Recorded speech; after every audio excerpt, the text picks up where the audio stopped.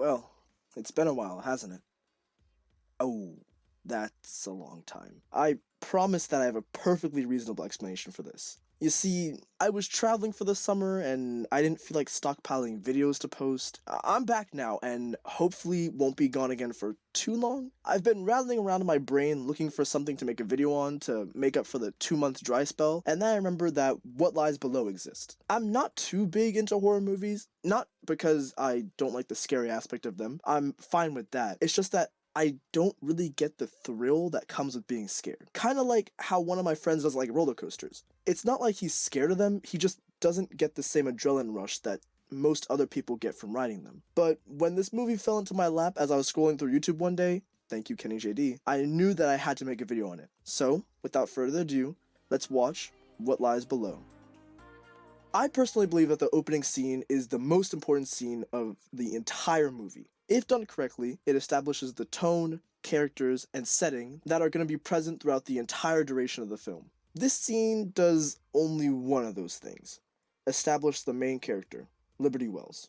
The writers went for the classic character trope of the shy bookworm who we can tell is smart because she's reading a book, and book reading equals smart. Liberty is supposed to be 16 in this movie, but the actress who plays her is almost 30.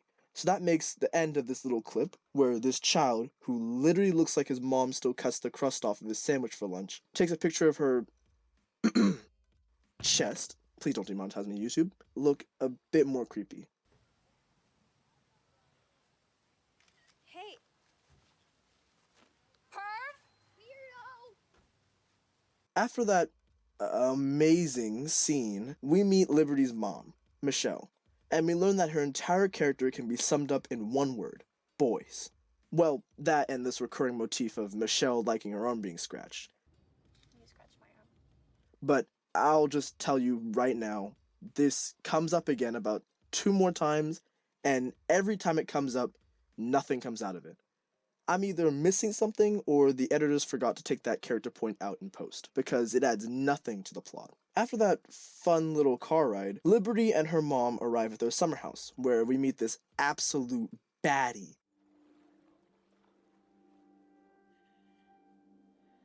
I know. I'm writing him constantly. What does that even mean? Anyway, this hunk of a man's name is John. He's Michelle's boyfriend, and also kinda Liberty's love interest. More on that later. But for now, I want to tear apart this scene. This is the Navajo tribe's stone of life. It represents the Phoenician goddess of fertility.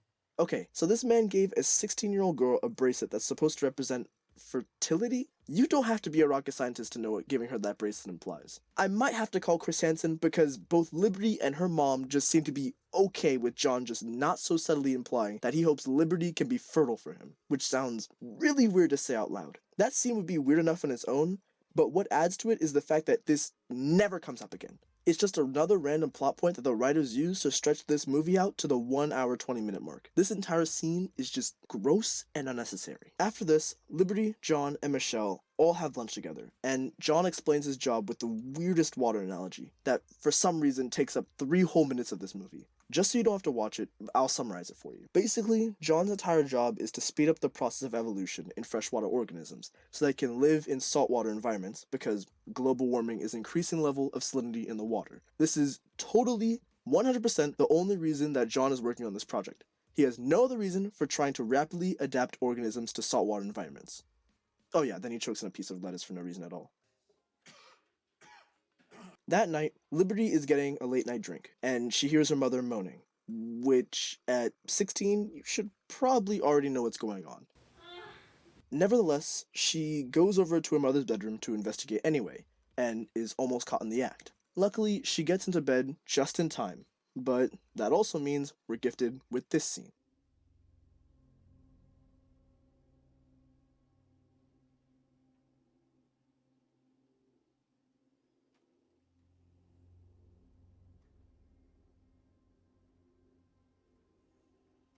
The next morning, Liberty and Michelle get into an argument that just doesn't matter to the plot of the story, because like so many things in this movie, it's just filler used to get to the 1 hour 20 mark. This scene could have been removed and it wouldn't have changed anything in the plot at all. Liberty then gets bit by a scolopendra that was protecting its children. Then John comes in to stop her from killing it, and we get this beautiful scene. I want to scare you, but their bite is venomous.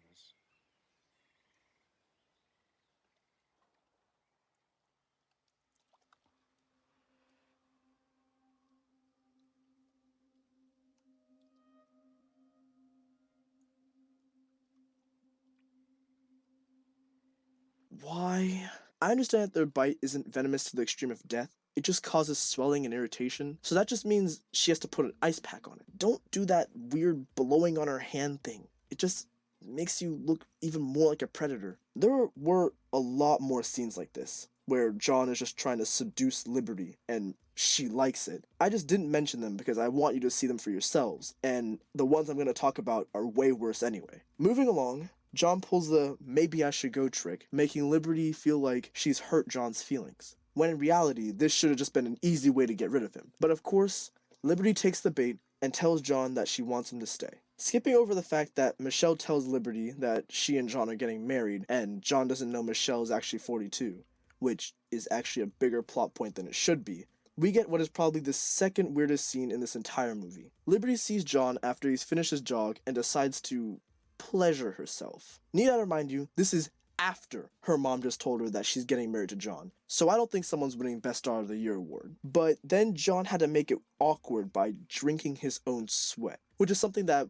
I think we all do or have done at some point while we're running. I've never wrung the sweat out of my shirt before, that's just gross. But if it's dripping past my lips, it's easier to clean it if I just lick it off. In an attempt to earn some goodwill points back after losing them in the last scene, Liberty goes to the basement to see what John's been working on, and we find out that I can't do the sodium. again, it all makes sense in the end.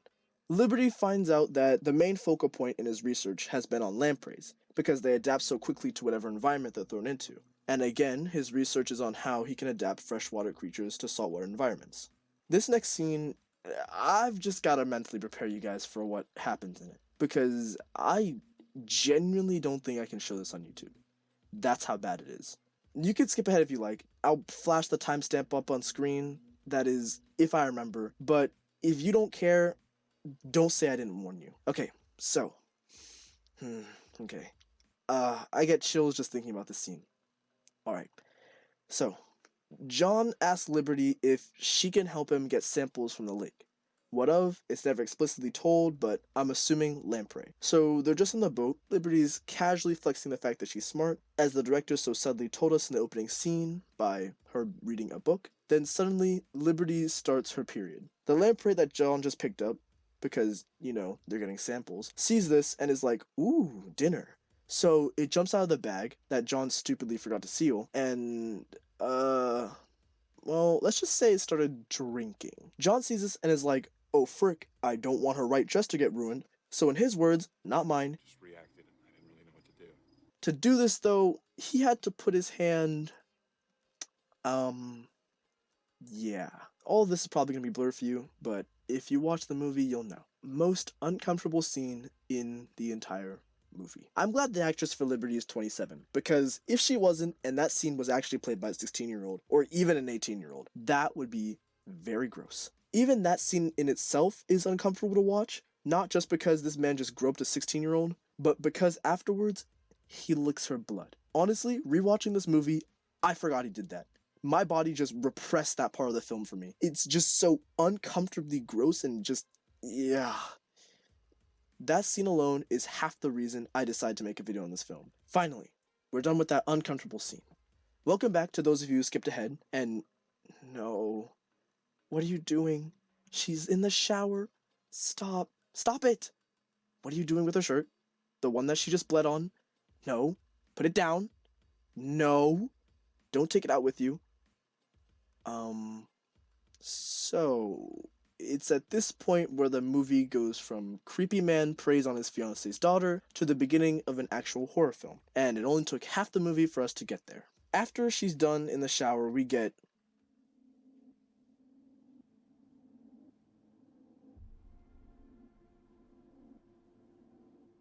Nope, nope, nope. Next scene. After Liberty realizes that something isn't right with John, she tries to call her friend, but the call doesn't go through. So she tries. Wait, is she texting on her Mac? You can do that? Huh, I guess you can. Anyway, you'd think that if you don't want anyone to communicate with the outside world, you get a signal jammer that could stop all forms of communication, and not just the phone line. But, okay, I guess. No, John! Don't do it! Don't walk towards the light! No! Wait? He's fine? What just happened? We just saw this man walk into the lake a second ago, only to reappear behind Liberty in the next scene. There's literally no point to this scene. Why does the movie waste so much time on the most random, plot-stalling scenes? Let me just explain these next couple of scenes quickly until something important happens, because they're kind of boring. Oh shoot! Michelle might be pregnant. Is John cheating on Michelle? That's some spicy tea right there. Where's Keemstar? Sheesh! Marley is a baddie. Oh my gosh.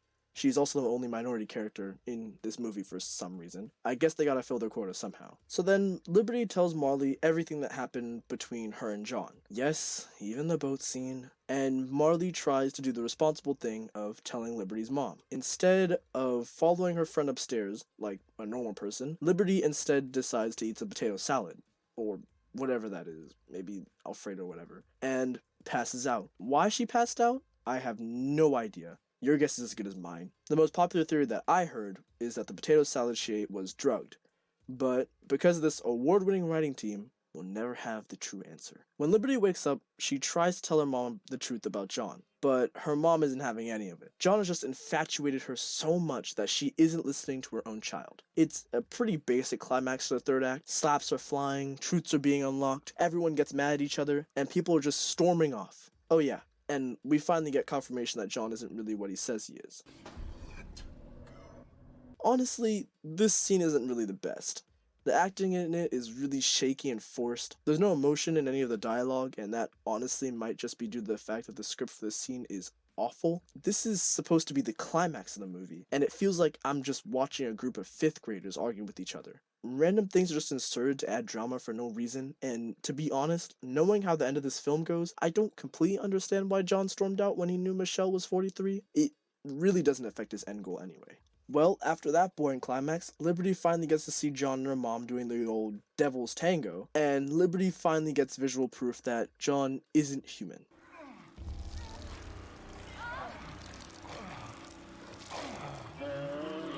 You'd think that if you were literally under the guy that just inhumanly screeched like that, you'd be a little more concerned. But Michelle's apparently deaf or something.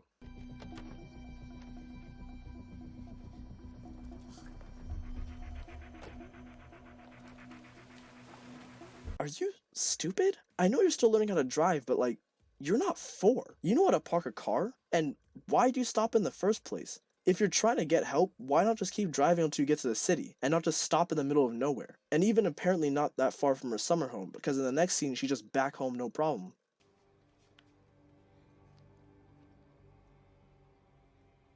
Mom?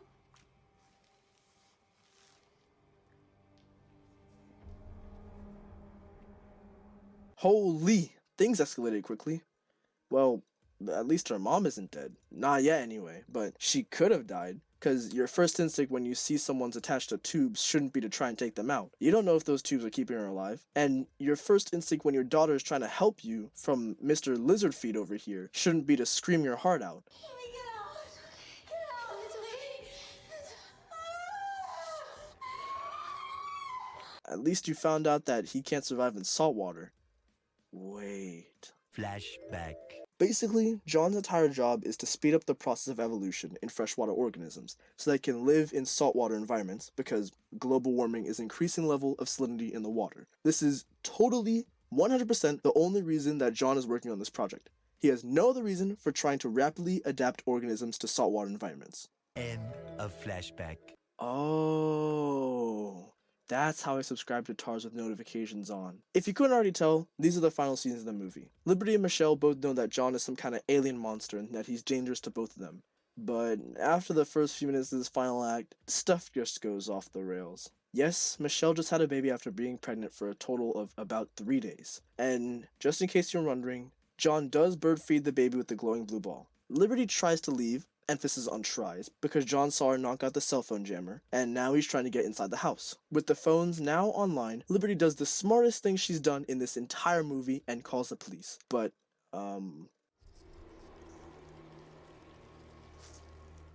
yeah. The only minority character in this entire movie, and all she gets is 10 minutes of screen time. And a death. What does that say about the casting directors of this film? I'll let you figure that one out. Oh shoot!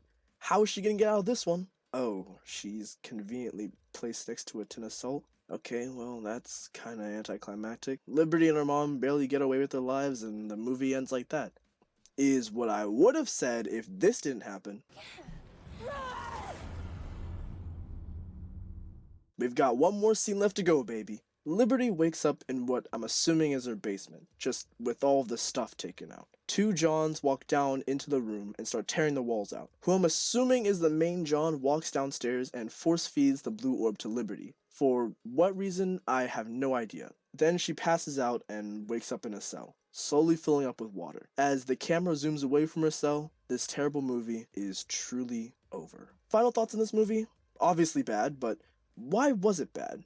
Well, the main reason for it is the script. Many scenes in this movie either went nowhere or just didn't matter to the overall plot of the story. Most of them just felt like they were there because the original cut for this movie was supposed to be more fleshed out and longer. But as they were trimming scenes to make this movie shorter, the editors left some in an accident. Like John giving Liberty the fertility bracelet, or the argument between Liberty and her mom over her dead grandpa. That one especially because it literally goes nowhere and is literally never mentioned ever again in the entire rest of the movie. It's literally just a one-off scene. The ending of this movie was just all over the place and nothing was explained properly. It was so bad that as the director of the film was trying to explain the ending, they admitted that some of the theories surrounding the end of the movie were better than the original one that they came up with. So the ending is basically up in the air. The actors in this movie weren't terrible. Again, they were just working with what they had. But if I were to change one thing about this movie, it would be the second act. This movie felt like two movies with the same cast rolled into one. What I mean by this is that during the first and second act, the main premise was that Liberty liked her mom's boyfriend, and we, as the viewers, were kind of getting the impression that